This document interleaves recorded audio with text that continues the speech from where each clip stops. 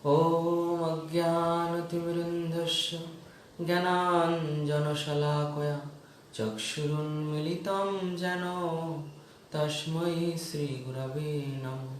नमो विष्णुपदाय कृष्णपृष्ठाय भूतले श्रीमते भक्तिवेदान्त स्वामिनिति नामिने।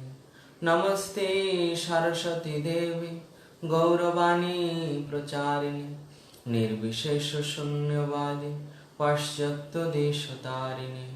वाञ्छाकल्पतरुभ्यश्च कृपा सिन्धु वैव च पतितानां पावनेभ्यो वैष्णवेभ्यो नमो नमः। नमो महावदन्याय कृष्ण प्रेम प्रदायते कृष्णाय कृष्ण चैतन्य नाम्ने गौरतिसे नमः। जय श्री कृष्ण चैतन्य प्रभु नित्यानंद श्री अद्वैत गदाधर श्रीवासादि गौर भक्त वृंद। हरे कृष्ण कृष्ण कृष्ण हरे हरे, हरे राम राम राम हरे हरे। भक्ति रसामृत सिंधु चतुर्थ अध्याय। ভক্তির কাছে সব রকমের মুক্তি অতি তুচ্ছ। আমরা পূর্বের ক্লাসে প্রথম অংশ পাঠ করেছিলাম। এই অংশে শ্রীল রূপ গোস্বামীপাদ শ্রীমদ্ ভাগবত থেকে সেই দেবতাগণের সমস্ত প্রমাণের দ্বারা তিনি তার এই সিদ্ধান্তকে প্রতিষ্ঠা করছেন যে ভগবত ভক্তির কাছে সব রকম মুক্তি অতি তুচ্ছ। শ্রীমদ্ ভাগবতে সপ্তম স্কন্ধে স্বর্গের দেবতারা যখন নৃসিংহদেবের বন্দনা করেছিলেন, ইন্দ্র তখন বলেছিলেন যে হে পরমেশ্বর, আপনি সমস্ত জীবের পরমাত্মা এবং আপনি সমস্ত জীবের অধীশ্বর, তাই আপনি সবকিছুর প্রকৃত ঈশ্বর। বহুকাল ধরে আমাদের হৃদয় হিরণ্যকশিপুর ভয়ে ভীত ছিল, কিন্তু আমাদের প্রতি আপনি এতই পরবশ যে তাকে হত্যা করে আপনি আমাদের হৃদয় থেকে ভয় দূর করেছেন, আমাদের সুযোগ দিয়েছেন যাতে আমরা আপনাকে আমাদের হৃদয়ে অধিষ্ঠিত করতে পারি। তো এখানে দেবরাজ ইন্দ্র ভগবানের কাছে প্রার্থনা করেছিলেন যে হে প্রভু, এই যে হিরণ্যকশিপু দৈত্য বংশে জন্মগ্রহণ করেছে, হিরণ্যকশিপু মহাদৈত্য, তো এর প্রভাবে আমরা কোথায় আপনাকে স্মরণ করব, তার পরিবর্তে আমরা সর্বক্ষণ তাকেই স্মরণ করতাম। কেননা সে আমাদের এত বিচলিত করে দিয়েছিল যে আমাদের হৃদয় থেকে আপনার স্থান সে নিয়ে নিয়েছিল। অর্থাৎ সর্বদা কোথায় আপনার চিন্তা করব, সেই স্থানে চিন্তা হতো হিরণ্যকশিপু, কখন আসবে, কখন আমাদের অত্যাচার করবে। এইভাবে আমরা সর্বদা তার ভয়ে ভীত থাকতাম। তা সেই দেবরাজ এখন ভগবানকে বলছেন যে আপনি তাকে হত্যা করে আমাদের সেই ভয় দূর করে দিয়েছেন। অর্থাৎ হৃদয়ে সর্বদা তার প্রতি হিরণ্যকশিপু কখন আসবে, কখন আমাদের হত্যা করবে, এই ভয়ে আমাদের দূর করে দিয়েছেন। দৈত্যরা আমাদের থেকে যে সম্পদ অপহরণ করে নিয়েছিল, প্রেম ভক্তি সহকারে আপনার সেবায় যুক্ত ভক্তের কাছে তার কোনো মূল্য নেই। দেবরাজ ইন্দ্র বলছেন, যিনি স্বর্গের অথরিটি, স্বর্গের রাজা, তিনি বলছেন যে হিরণ্যকশিপু আমাদের কাছ থেকে যা ছিনিয়ে নিয়েছিল, অর্থাৎ স্বর্গরাজ্য, সেই স্বর্গরাজ্য বা সেই স্বর্গরাজ্যের সুখ আপনার প্রেমময়ী সেবায় যুক্ত ভক্তের কাছে কোনো মূল্য নেই। আপনার যারা প্রেমময়ী সেবায় যুক্ত সেই সমস্ত ভক্তদের কাছে এই স্বর্গের সুখ, স্বর্গের ঐশ্বর্য আদি কোনো কিছুই আনন্দদায়ক নয়, তার কোনো মূল্য নেই। ভক্তরা মুক্তিকেও তুচ্ছ বলে মনে করেন। আপনার যারা ভক্ত তারা মুক্তিকেও পর্যন্ত তুচ্ছ মনে করেন। সেখানে এই জড়জাগতিক ঐশ্বর্য, স্বর্গের সুখ, স্বর্গের বৈভব, অপ্সরাদের নিত্য গীত সঙ্গ, এই সবের সঙ্গে তাদের কোনো সংযোগ নেই, অর্থাৎ আপনার শুদ্ধ ভক্তদের। সুতরাং জড়জাগতিক ঐশ্বর্যের কি কথা,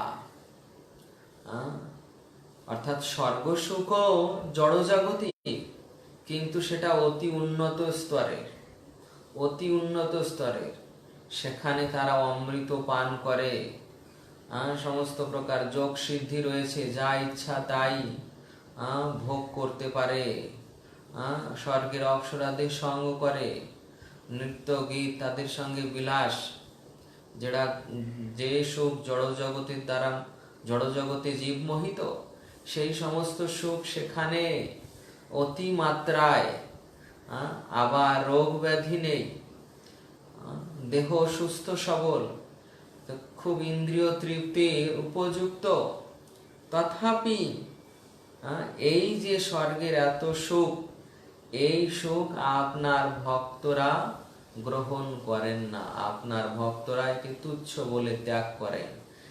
এই স্বর্গের সুখকে যারা তুচ্ছ বলে ত্যাগ করেন, তাদের কাছে এই মর্তলোকের এই জড়জাগতিক সুখ, যেটা স্বর্গের থেকে আরো নিকৃষ্ট, সেই সুখ তারা কিভাবে গ্রহণ করবে? তাই তারা গ্রহণ করে না। প্রকৃত পক্ষে যোগ্য ফলের ভক্তা আমরা নই। দেবরাজ ইন্দ্র বলছেন যে যোগ্য ফলের ভোক্তা আমরা নই। দেখা যায় যে যখন বৈদিক যুগে যাগযজ্ঞ হতো, দেবতাদের উদ্দেশ্যে কর্মকাণ্ডীয় বিধান অনুযায়ী যাগযজ্ঞ করার বিধান ছিল। তা এই ধরনের এই দেবতাগণ, তাদের মধ্যে যিনি শ্রেষ্ঠ দেবরাজ ইন্দ্র, তিনি বলছেন যে এই যে যজ্ঞ ফল, অর্থাৎ যজ্ঞে যে সমস্ত দ্রব্য নিবেদন করা হতো, তার প্রকৃত অধিকারী আমরা নই, আমরা যজ্ঞের ভোক্তা নই। যজ্ঞের ভোক্তাকে, আপনি যজ্ঞের ভোক্তা। ভগবদ গীতায় তার প্রমাণ দেখা যায়। ভোক্তারাম যজ্ঞ তপসাম সর্বলোক মহেশ্বরাম। যজ্ঞ ফলের প্রকৃত ভোক্তা পরমেশ্বর ভগবান শ্রীকৃষ্ণ। তো সেটা এখানে দেবরাজ ইন্দ্র সেই কথা স্বীকার করছেন যে প্রকৃত পক্ষে যজ্ঞ ফলের ভোক্তা আমরা নই। আমাদের একমাত্র কর্তব্য হচ্ছে কেবল আপনারই শ্রীপাদ পদ্মের সেবায় যুক্ত হয়ে সবকিছু আপনাকে নিবেদন করা, কেননা আপনি হচ্ছেন সবকিছুর পরম ভোক্তা। যেটা ভগবদ গীতায় ভগবান বলেছেন, সেটা এখানে দেবরাজ ইন্দ্র তিনি স্বীকার করছেন যে হ্যাঁ, যজ্ঞ ফলের আমরা ভোক্তা নই, যজ্ঞ ফলের প্রকৃত ভোক্তা পরমেশ্বর ভগবান শ্রীকৃষ্ণ। ইন্দ্রের এই উক্তির তাৎপর্য হচ্ছে যে ব্রহ্মা থেকে শুরু করে একটি ক্ষুদ্র পিপীলিকা পর্যন্ত কেউই জড় ঐশ্বর্যের ভোক্তা নয়।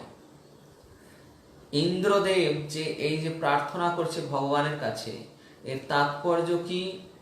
এর তাৎপর্য হচ্ছে এটাই যে এই জড় জগতে কেউ কোনো যজ্ঞ ফলের ভোক্তা নন। যজ্ঞ ফলের একমাত্র ভোক্তা হচ্ছে পরমেশ্বর ভগবান শ্রীকৃষ্ণ।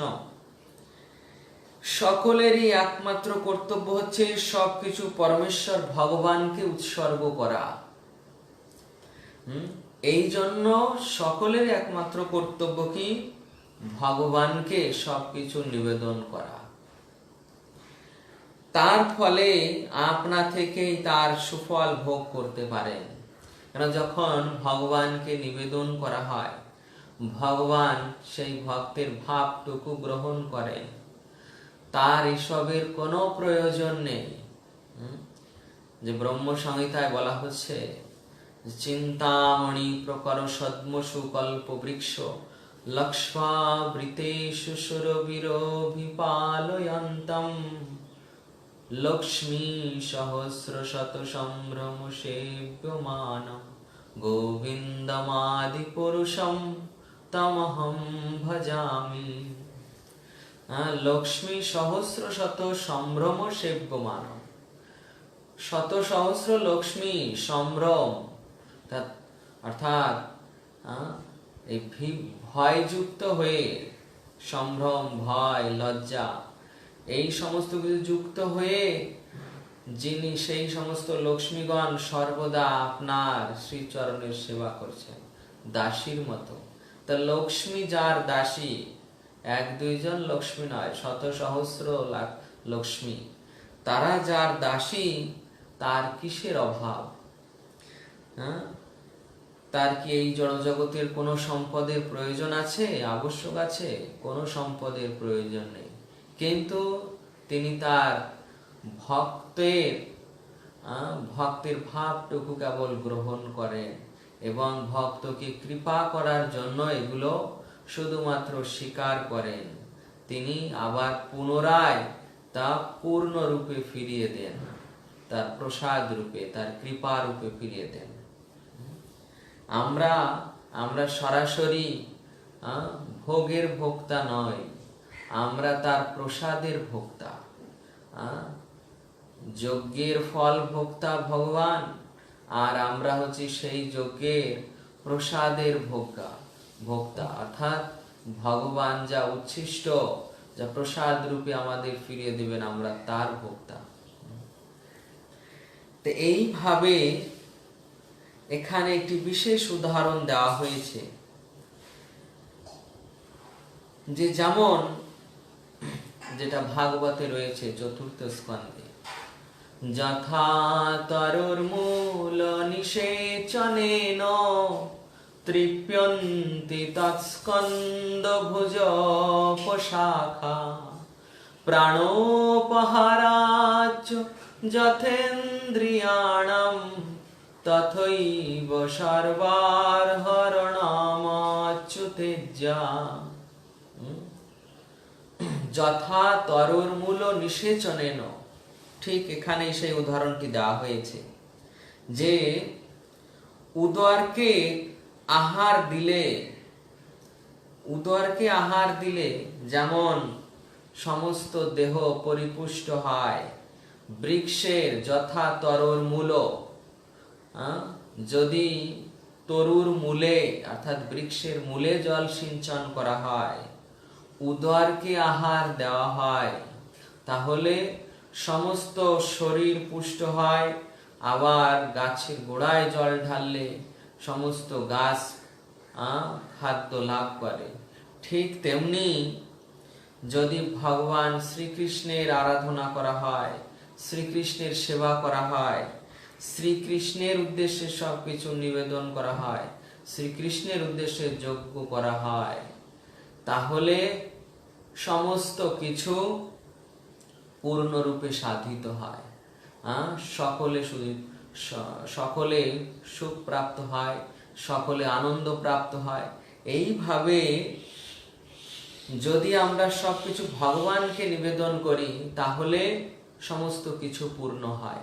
কিন্তু যদি আলাদা ভাবে, যেমন এটা শ্রীল বিশ্বনাথ চক্রবর্তী ঠাকুর ভাগবতের টিকায় তিনি ব্যাখ্যা করছেন, যদি পৃথক ভাবে আপনি আহার্য অর্থাৎ খাদ্যদ্রব্য যদি চোখে প্রদান করেন, কর্ণে প্রদান করেন, তাহলে কি অবস্থা হবে? বিশ্বনাথ চক্রবর্তী ঠাকুর বলছেন যে মুখের পরিবর্তে যদি আহার চোখে প্রদান করা হয়, তাহলে তার জন্য অন্ধত্ব হতে হবে। যদি মুখের পরিবর্তে কর্ণে প্রদান করা হয়, তাহলে বধিরত্ব প্রাপ্ত হতে হবে। এইভাবে যেটা করা উচিত সেটা না করে অনুচিত কার্য করলাম, তাহলে তার জন্য শাস্তি বা দুঃখ ভোগ করতে হবে। তো এখানেও ঠিক তেমনি, যদি যজ্ঞ ফলের ভোক্তা ভগবানকে অর্পণ না করি, সমস্ত কিছুর ফল ভগবানকে নিবেদন না করি, তাহলে তার জন্য কি দণ্ড পেতে হবে। তো এইভাবে এখানে সেই উদাহরণ দিয়ে বলা হচ্ছে, দেবরাজ ইন্দ্র সেই কথা বলছেন যে আমরা যজ্ঞ ফলের ভোক্তা নই, যজ্ঞ ফলের ভোক্তা হচ্ছে একমাত্র আপনি। তাই সকলের কর্তব্য পরমেশ্বর ভগবানের প্রীতি সাধন করা, তাহলে আপনা থেকেই তৃপ্ত হবে, আপনা থেকেই সকলে তৃপ্ত হবে। এখন সেটা অনুভব নাও হতে পারে বর্তমান অবস্থায় যদি কেউ ভগবানের শরণাগত না হয়, কেউ এই ভগবানের অনুভব কখন প্রাপ্ত হয়? যখন সে ভগবানের চরণে শরণাগত হয়। এই শরণাগতির মাত্রা অনুযায়ী ভগবান কারো কাছে নিজেকে প্রকাশ করেন। আপনি তার শরণাগত হলেন না, আর যদি এই আশা করেন যে আমি ভগবানকে দর্শন করতে চাই, ভগবানের অনুভব প্রাপ্ত হতে চাই, তাহলে এটা সম্ভব নয়। যিনি পূর্ণরূপে শরণাগত হয়েছেন, তিনি একমাত্র ভগবানের অনুভব, ভগবানের কৃপা, ভগবানের বাণী, ভগবানের সংস্পর্শ, এগুলো সব অনুভব করতে পারেন। ভগবান বলছেন যে অত শ্রীকৃষ্ণ নামাদি ন ভবেদ গ্রাহ্যম ইন্দ্রিয় সেবন মুখে হি জিহ্বাদৌ স্বয়মেব স্ফুরত্যাৎ। যখন আপনি তার প্রেমময় সেবায় যুক্ত হবেন, তখন তার রূপ গুণ লীলা স্বয়ং তিনি স্ফুরিত করবেন আপনার ভিতর। এটা রূপ গোস্বামীপাদ বলছেন ভক্তি রসামৃত সিন্ধুতে। আবার ভগবান স্বয়ং বলেছেন যে নাহম প্রকাশ সর্বস্ব যোগ মায়া সমাবৃত।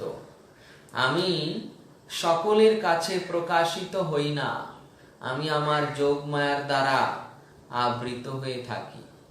কিন্তু যারা আমার ভক্ত, আমার শরণাগত, আমি তাদের কাছে নিজেকে প্রকাশ করি। ভগবান বলছেন, বা এটা ঈশোপনিষদে প্রকাশ করছেন, যখন ভক্ত ভক্তিতে অগ্রসর হয়ে তার সেবা করছে। হিরণ্ময়ন পাত্রেণ সত্যাসাহ পীতং মুখম তত্তৎ প্রসন্ন পাবৃণু সত্য ধর্মায় দৃষ্টায়। যে ব্রহ্মবাদীগণ যারা জ্ঞান লাভের চেষ্টা করছে, তাদের কাছে ভগবান অপ্রকাশিত থাকেন। কিন্তু হে ভগবান, আপনি আপনার ভক্তের কাছেই নিজেকে প্রকাশ করেন। এইভাবে ভগবান কেবল তার ভক্তদের কাছেই প্রকাশ করেন। ভক্তিবিনোদ ঠাকুর লিখছেন যে এই যে শরণাগত যিনি হয়েছেন, পূর্ণ শরণাগত, ষড়ঙ্গ শরণাগতি হইল যাহার, তাহারও প্রার্থনা শুনে শ্রী নন্দকুমার। শ্রী নন্দকুমার শ্রীকৃষ্ণ তারই প্রার্থনা শোনেন, যিনি পূর্ণরূপে শরণাগত হয়েছেন। এইভাবে কেউ যখন ভগবানের শরণাগত হয় পূর্ণরূপে, তখন ভগবান নিজেকে সম্পূর্ণরূপে তার কাছে প্রকাশ করেন। ভাগবতের আরেকটি শ্লোক থেকে ছিল রূপ গোস্বামীপাদ এখানে প্রস্তুত করছেন যে ভগবত ভক্তির কাছে সব রকম মুক্তি অতি তুচ্ছ। এই কথাকে তিনি বিভিন্ন আচার্য ভাগবতের শ্লোকের মাধ্যমে তিনি প্রতিষ্ঠা করছেন। ভাগবতে গজেন্দ্র বলছেন, গজেন্দ্র, ভগবান শ্রীহরি যখন গজেন্দ্রকে উদ্ধার করতে এসেছিলেন, তা সেই সময় গজেন্দ্র ভগবানের উদ্দেশ্যে স্তুতি করেছিলেন। সেই স্তুতি থেকে রূপ গোস্বামী পাদ একটি শ্লোক চয়ন করেছেন, যেখানে তিনি এই প্রমাণ দিচ্ছেন যে ভগবত ভক্তির কাছে সব রকম মুক্তি অতি তুচ্ছ। কি সেই প্রমাণ দেখুন। হে প্রিয় ভগবান, আপনার সেবায় যে দিব্য আনন্দ লাভ করা যায় সেই অভিজ্ঞতা আমার ছিল না। গজেন্দ্র এখানে বলছেন যে হে প্রিয় ভগবান, হে প্রিয় প্রভু, আপনার সেবায় যে দিব্য আনন্দ লাভ করা যায় সেই অভিজ্ঞতা আমার ছিল না। শুধু তার নয়, আমাদের অধিকাংশ ব্যক্তিরই এই অভিজ্ঞতা নেই যে ভগবানের সেবায় কি আনন্দ লাভ হয়, ভগবানের প্রেমময় সেবায় কি আনন্দ লাভ হয়। যখন কেউ প্রেম সহকারে, প্রেম ভক্তি সহকারে ভগবানের সেবা করেন, তখন তিনি সেই সেবা থেকে কখনো বিচ্যুত হতে চান না। এই যে ভগবানের শ্রবণ কীর্তন, এ অত্যন্ত বড় সেবা। ভগবানের কথা শ্রবণ করা, ভগবানের কথা কীর্তন করা। শ্রবণম মঙ্গলম, প্রভুপাদ লিখছেন, হরের নামানুকীর্তনম, শ্রবণ করা মঙ্গল, এবং এই যে শ্রীহরির নাম কীর্তন করা, এটা অত্যন্ত মঙ্গল। শ্রবণে দেখুন পরীক্ষিত মহারাজ, তিনি শ্রবণের আচার্য। তিনি এই 7 দিন বসে ভাগবত কথা এক নাগাড়ে শ্রবণ করেছেন। কিভাবে? প্রয়োপবেশনে। প্রয়োপবেশন মানে না খেয়ে, না ঘুমিয়ে, না বিশ্রাম করে একভাবে তিনি ভগবানের এই কথা শ্রবণ করেছেন। তো এইভাবে তিনি শ্রবণ করেছেন যে তিনি এত রস প্রাপ্ত হয়েছেন। সুখদেব গোস্বামী বলেছেন যে হে মহারাজ, আপনি কিছুটা অন্ন বা কিছুটা জল গ্রহণ করুন। কিন্তু পরীক্ষিত মহারাজ কোনো কিছুই গ্রহণ করেনি। তার ওই কথা শোনার জন্য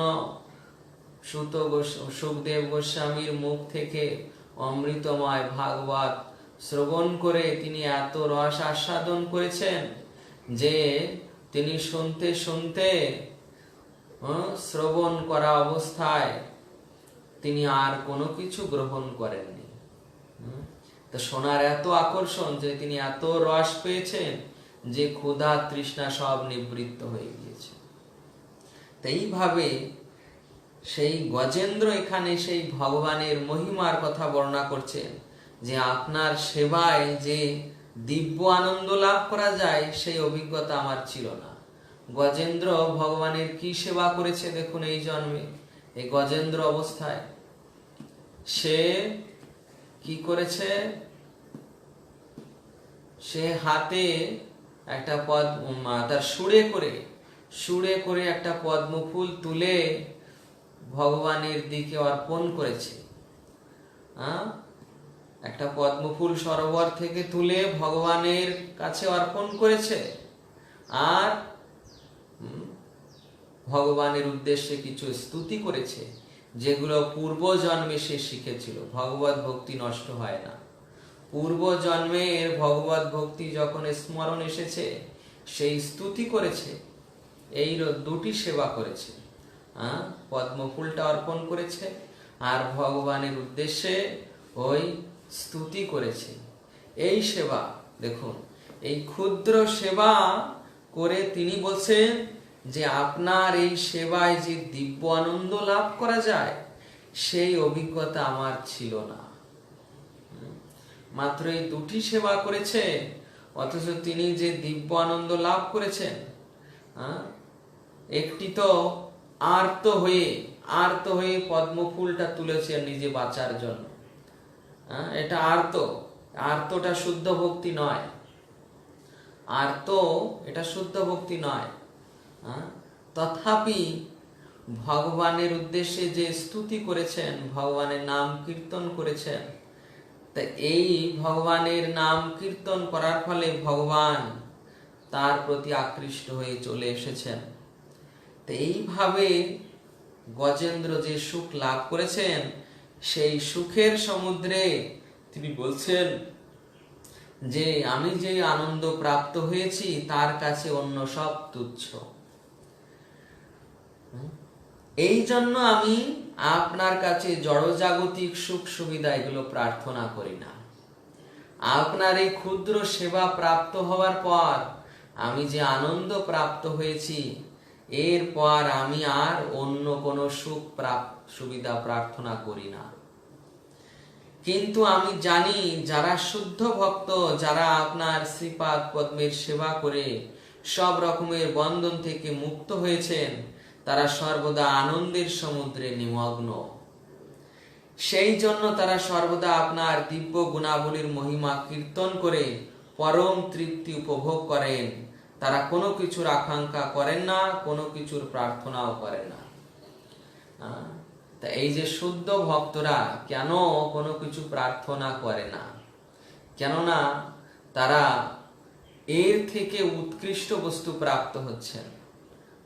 ভগবদ গীতায় রয়েছে, বিষয়া বিনিবর্তন্তে নিরাহারস্য দেহিনাম রস বর্জ্য রস পশ্য পরম দৃষ্টা নিবর্ততে। যখন এই যে বিষয়ের তৃষ্ণা নিবৃত্ত হয়, তার উপায় কি? পরম দৃষ্টা নিবর্ততে। কেউ বিষয় তৃষ্ণা থেকে তখনই নিবৃত্ত হতে পারবে যখন সে উৎকৃষ্ট বস্তু লাভ করবে। তো উৎকৃষ্ট বস্তু হচ্ছে ভগবানের সেবা। কি?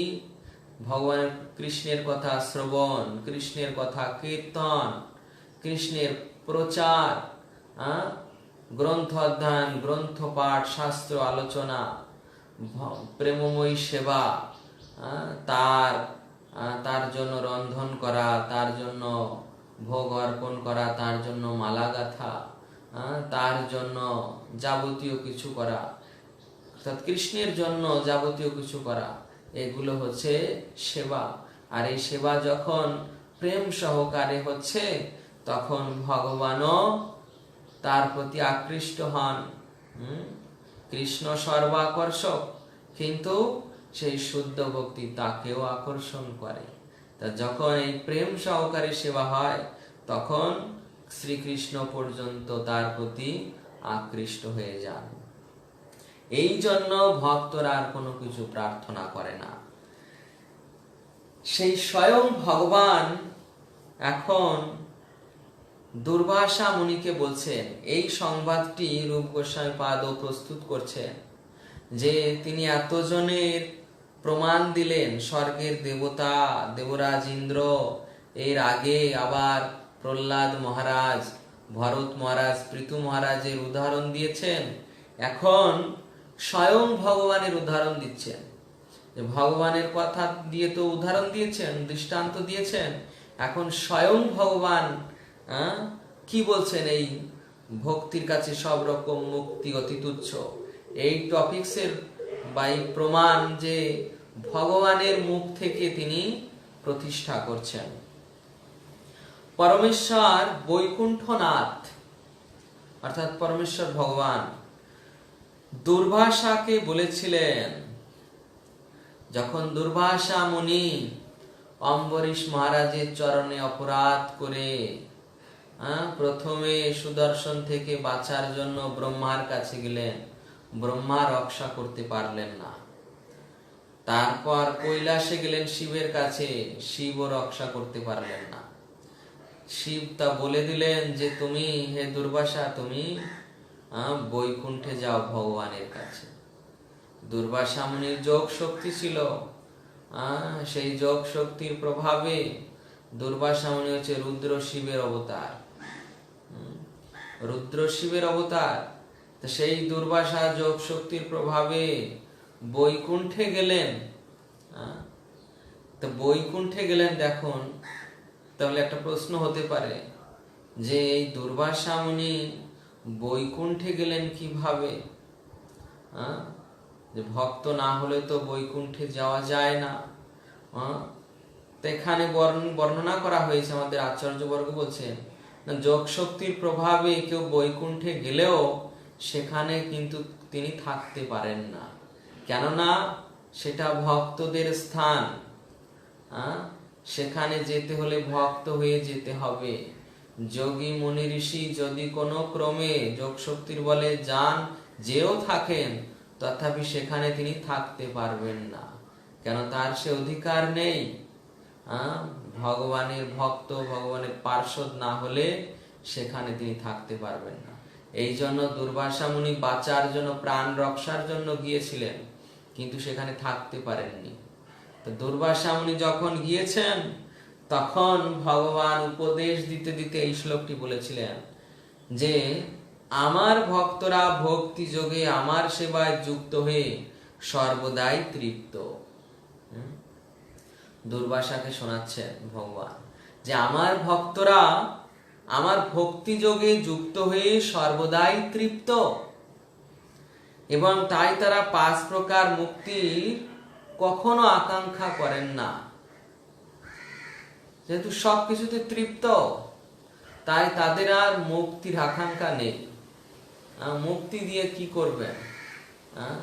তারা আমার সেবা করে যে সুখ লাভ করছেন, তার কাছে এই মুক্তি অতি তুচ্ছ, সেটাই এর তাৎপর্য।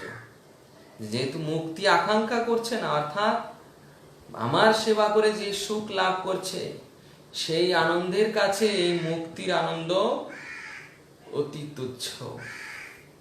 সেই 5 প্রকার মুক্তি কি, সেটা আমরা আগেও আলোচনা করেছি। এখানে আবার রূপ গোস্বামী পাদ সেটা তুলে ধরেছেন।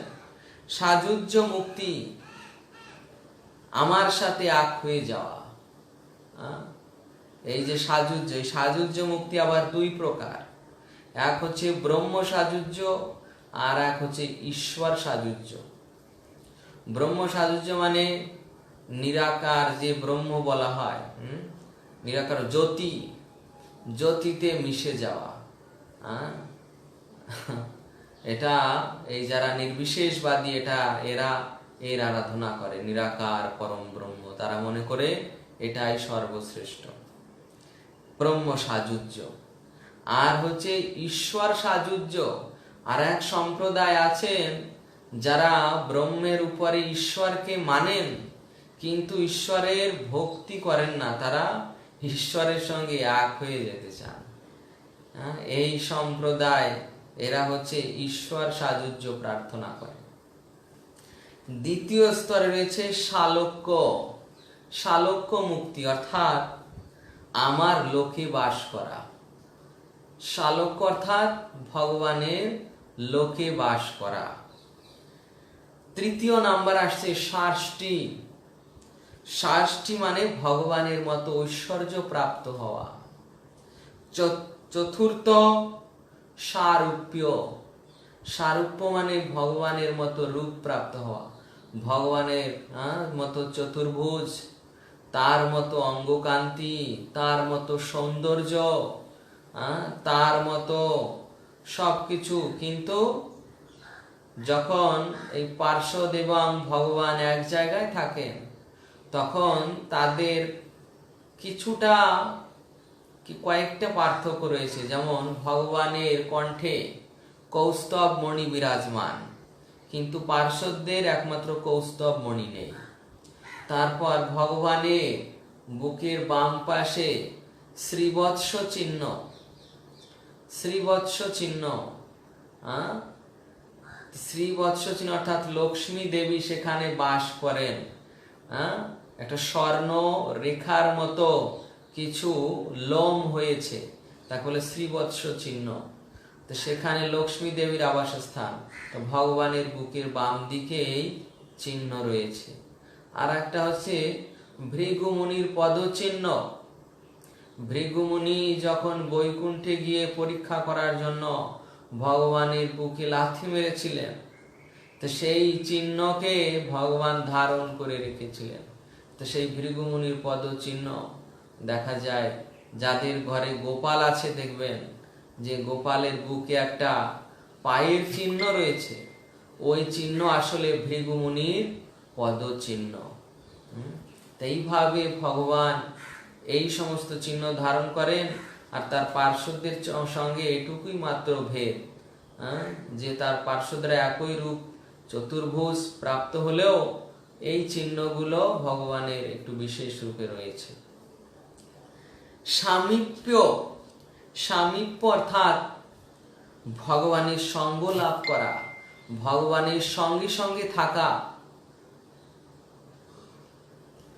ভগবানের সঙ্গে সঙ্গে থাকা মানে যে সর্বদা ভগবানের পার্শ্বদ হয়ে থাকা।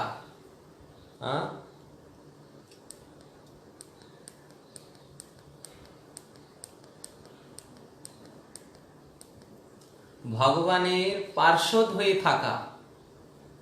ভগবান যেখানে যাবেন তার সঙ্গে যাবেন। ভগবান যদি এই জগতে আসেন, অবতরিত হন, তার পার্শ্বদ রূপে আসবেন তার সেবা করার জন্য। যেমন ভগবান রামচন্দ্র এসেছিলেন, তার অযোধ্যাবাসী সমস্ত পরিকর বর্গকে সঙ্গে নিয়ে এসেছিলেন। আবার যখন তার লীলা সংবরণ হলো, সেই সমস্ত পার্শ্বদের নিয়েই তিনি ফিরে গেলেন স্বধামে। যখন শ্রীকৃষ্ণ এলেন, তার পূর্বে তার পার্শ্বদের পাঠিয়ে দিলেন এবং নিজেও এলেন পরবর্তীতে।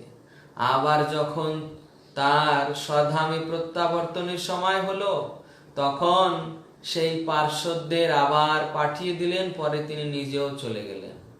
শ্রী গৌরাঙ্গ মহাপ্রভু এলেন পার্শ্বদের নিয়ে, লীলাবিলাস করলেন, আবার তিনি চলে গেলেন, তার পার্শ্বদেরও নিয়ে গেলেন।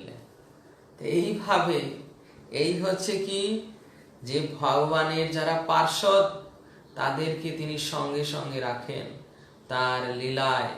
এই যে ভগবানের লীলায় যারা রয়েছেন তারা সকলে তার নিত্য পার্শ্বদ, কেউ জড় জগতের জীব নয়, সব নিত্য পার্শ্বদ, তাদের সঙ্গে তার লীলা বিলাস।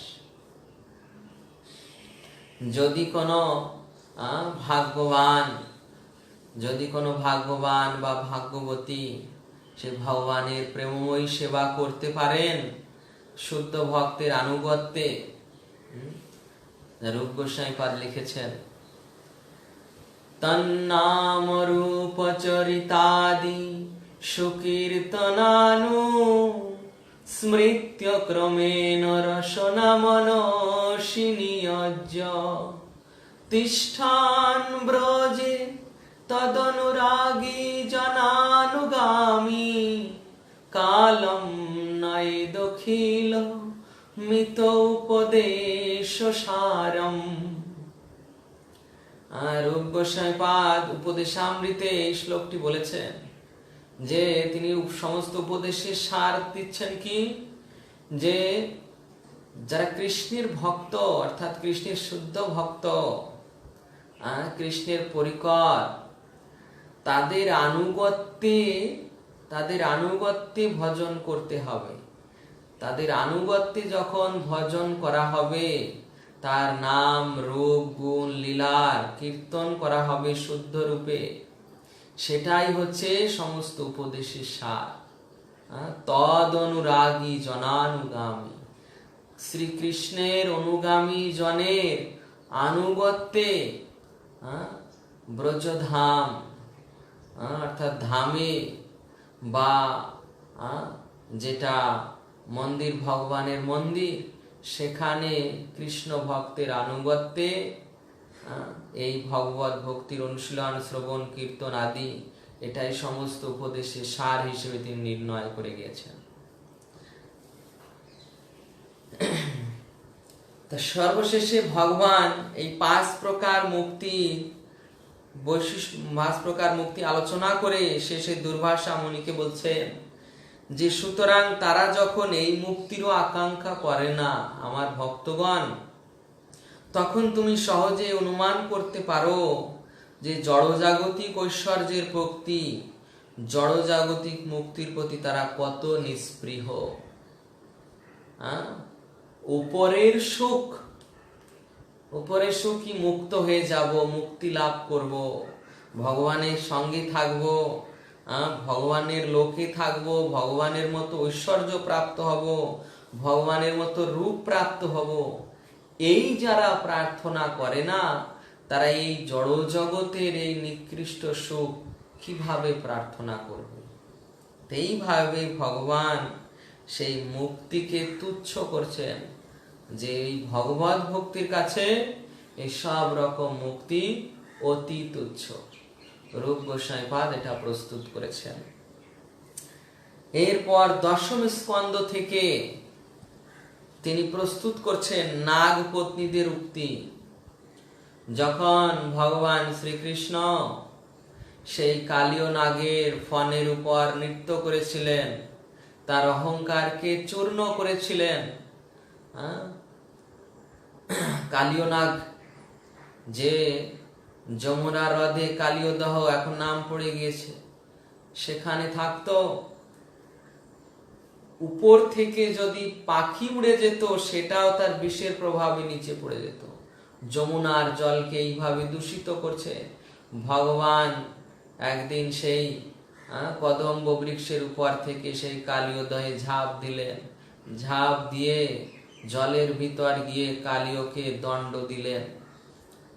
কালীয় তাকে কিছু ক্ষণের জন্য তার শরীরের ভিতর পেঁচিয়ে রেখেছিলেন, কিন্তু ভগবান তার ভক্তদের, ব্রজবাসীদের দুঃখ দর্শন করে তিনি কালীর কবল থেকে নিজেকে মুক্ত করে কালীর ফণকে এমন ভাবে মারছিলেন, একটি দিয়ে আরেকটিকে মারছিলেন। শেষে তিনি কালীয় ফণের উপর নৃত্য করলেন, এমন উদ্দণ্ড নৃত্য করলেন যে কালীর মুখ দিয়ে রক্ত বমন হতে লাগলো। শেষে কালীর পত্নীগণ দেখছেন যে আমাদের প্রভু, আমাদের পতি তো মারাই যাবে, তখন ভগবানের কাছে প্রার্থনা করছেন যে হে প্রভু, আমাদের পতিকে আপনি কৃপা করে ক্ষমা করে দিন। জয়দেব গোস্বামী গান গেয়েছেন, কালীয় বিষধর গঞ্জন জনরঞ্জন যদুকুল নলিন দীনেশ জয় জয় দেব হরে। জয়দেব গোস্বামী গান গেয়েছেন এই গীত গোবিন্দে, যে যদুকুল নলিন সদৃশ, যদুকুলে যিনি উৎপন্ন হয়েছেন সেই শ্রীকৃষ্ণ এই কালীয়কে দমন করেছিলেন, তার ফণের উপর নৃত্য করেছিলেন।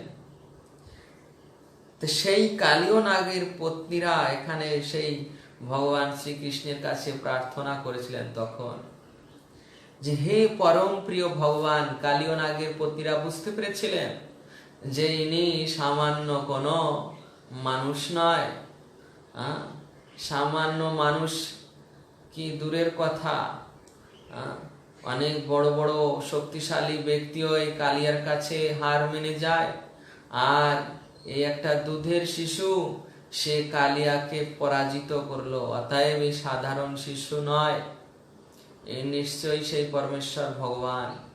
এটা বুঝতে পেরে সেই কালীয় নাগের পত্নীরা বলছেন, হে পরম প্রিয় ভগবান, তোমার শ্রীপাদ পদ্মের ধূলিকণা অপূর্ব মহিমা মণ্ডিত। দেখুন, ভগবানের শ্রীপাদ পদ্মের ধূলিকণার মহিমা গান করছেন, যে তোমার শ্রীপাদ পদ্মের ধূলিকণা অপূর্ব মহিমা মণ্ডিত। যে মানুষ সেই ধূলিকণা লাভ করার সৌভাগ্য অর্জন করেছেন, তিনি স্বর্গলোকেরও আকাঙ্ক্ষা করেন না। অর্থাৎ এই কালীয় নাগের পত্নীরা ভগবানের প্রশংসা করছেন কিভাবে, দেখুন ভগবানের মহিমা গান করছেন কিভাবে না, ভক্তদের মাধ্যমে, যে তোমার ভক্তেরা কত সৌভাগ্যবান, তোমার ভক্তরা কত সৌভাগ্যবান যে তোমার সেই ধূলিকণা লাভ করেছেন। তোমার ভক্তরা তোমার শ্রীপাদ পদ্মের ধূলিকণা লাভ করেছেন, তারা কত সৌভাগ্যবান যে সেই ভক্ত তিনি স্বর্গলোক আকাঙ্ক্ষা করেন না, সমগ্র ব্রহ্মাণ্ডের আধিপত্য কামনা করেন না, যোগ সিদ্ধি কামনা করেন না, জড় জগতের বন্ধন মুক্তি কামনা করেন না। অর্থাৎ যিনি আপনার চরণ কমলের রেণু লাভ করেছেন, তিনি সব রকম সিদ্ধিকে তুচ্ছ জ্ঞান করেন। কালীয় নাগের পত্নীরাই প্রমাণ দিচ্ছেন যে তোমার যারা ভক্ত তারা এই সমস্ত কিছু কোনো কিছুই প্রার্থনা করে না। কেননা তোমার মহিমা মণ্ডিত ধূলিকণা যারা লাভ করেছেন, শ্রীপাদ পদ্মের ধূলিকণা, যে পুষ্পের পদ্ম ফুলের পরাগ রেণু তোমার চরণ কমলে লিপ্ত হয়, তারপর গোপীদের অশ্রু তোমার চরণ কমলে লিপ্ত হয়, গোপীগণ তাদের নয়নশ্রু দিয়ে ভগবানের চরণ কমলকে অভিষেক করেন। তো সেই চরণ কমল যারা প্রাপ্ত হওয়ার সৌভাগ্য প্রাপ্ত হয়েছেন, তাদের কাছে এই যোগ সিদ্ধি, আধিপত্য কামনা, জড়জাগতিক ঐশ্বর্য তার কোনো তুলনা নেই। এইভাবে এখানে সেই কালীয় নাগের পত্নীরাই এই ভগবত ভক্তির কাছে মুক্তিকে তুচ্ছ করে দিলেন। এরপর রূপ গোস্বামী পাদ প্রস্তুত করছেন বেদের প্রমাণ। বেদেও ঠিক একই প্রমাণ দেওয়া হয়েছে, যেখানে শ্রুতিগণ এই প্রমাণ দিচ্ছেন। শ্রুতি অর্থাৎ মূর্তিমান বেদ, বৈদিক মন্ত্রে ঋষিরা বৈদিক মন্ত্র, এই যে বেদ এক একজন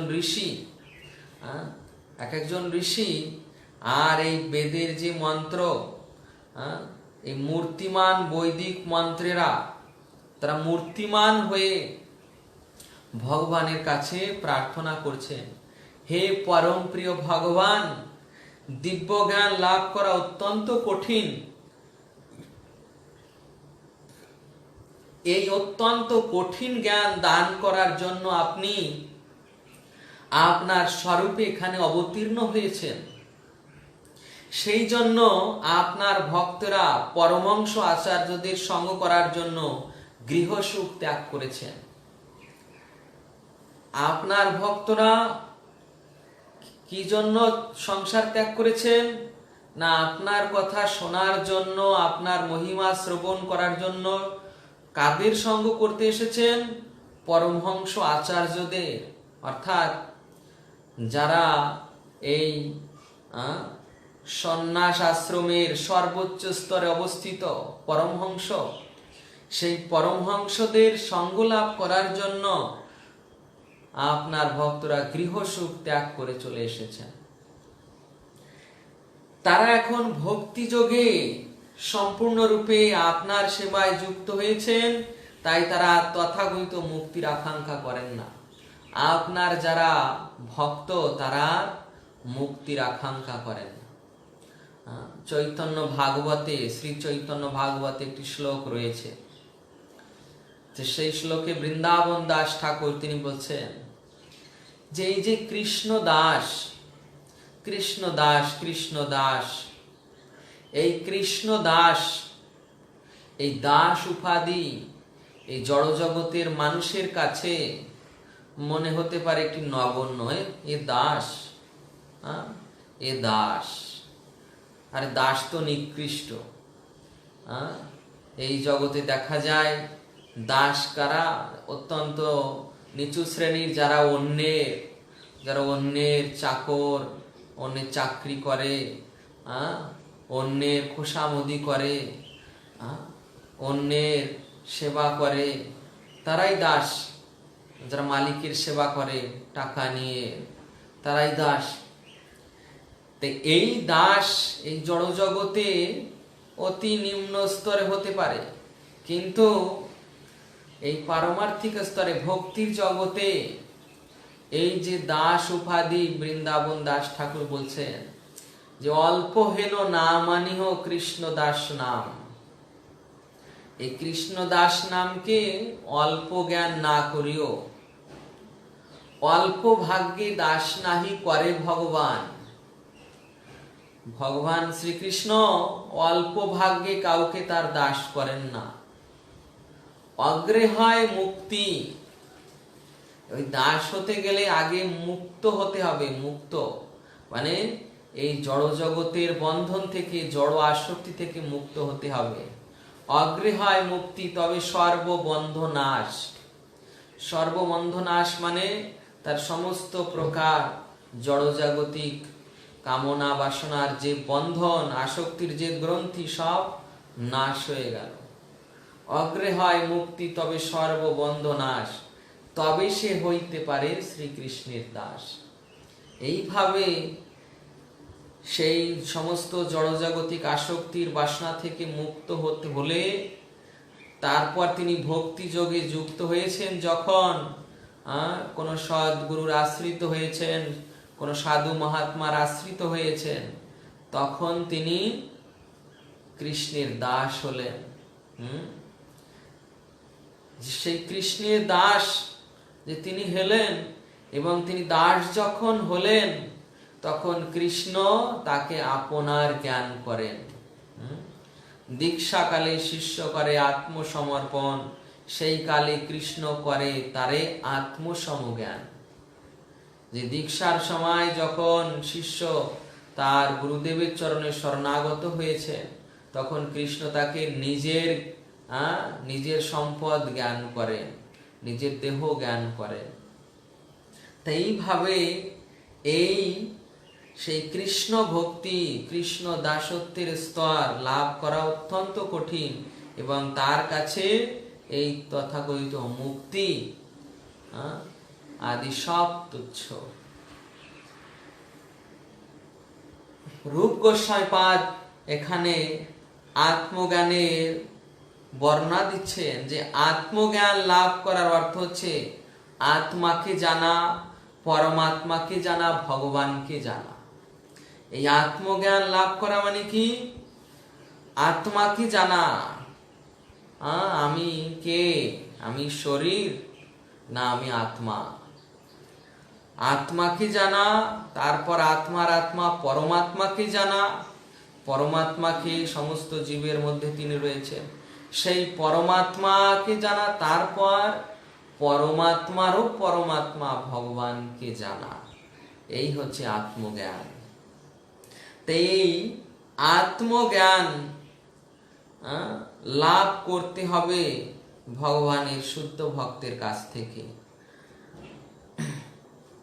ভগবদ গীতায় ভগবান এই আত্মজ্ঞান লাভের প্রক্রিয়া দিয়েছেন, অর্জুনের মাধ্যমে তিনি সমগ্র জগৎকে দিয়েছেন, এবং সেই জ্ঞানকে তিনি আমাদের কাছে সহজলভ্য ভাবে প্রস্ফুটন করেছেন শিল